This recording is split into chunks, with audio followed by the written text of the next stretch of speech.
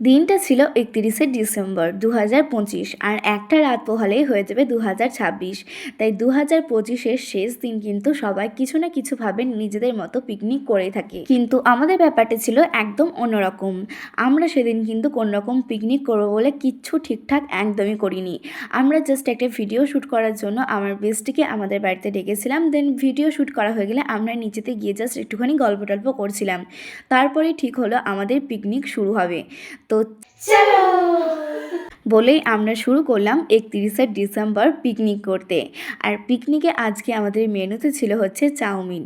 হ্যাঁ, তোমরা ঠিকই শুনছো, যেহেতু আমাদের কোনোরকম কোনো জোগাড়যন্ত্র কিচ্ছু ছিল না যে আমরা কি করব বা কি খাবো, তো সেই জন্য কোনোরকম জিনিসপত্র কিন্তু আনা হয়নি আগে থেকে। যেহেতু এখন শীতকাল আর এই শীতের সময় হাড় কাঁপানি ঠান্ডা হলেও কিন্তু একটা দিকে সুবিধা হয় যে বাড়িতে সব রকমের সবজি এখন অ্যাভেলেবেল পাওয়া যায়।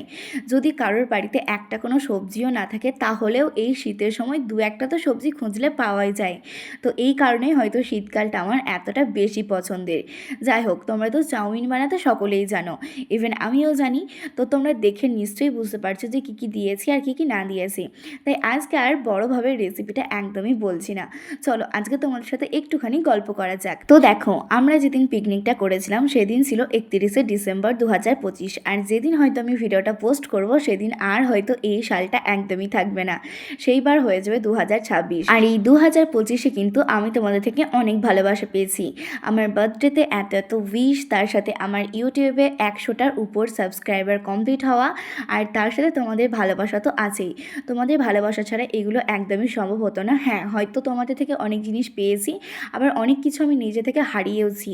ঠিক আছে, কোনো ব্যাপার না, সেগুলোতে আমি একদমই দুঃখ প্রকাশ করতে চাই না। আর এই নতুন বছরে আমি শুধু ভগবানের কাছে একটা জিনিসই প্রার্থনা করতে চাই, যে আমি আর তার সাথে আমার পরিবার আর আমার আশেপাশে যারা আছে সকলে যেন ভালো থাকে, সুস্থ থাকে। আর আমাকে যারা ভালোবাসে আর তার সাথে যারা আমাকে ঘৃণা করে তারাও যেন ভালো থাকে। তো সকলে ভালো থেকো, সুস্থ থেকো, আর তোমাদের নতুন বছর অনেক ভালো কাটুক।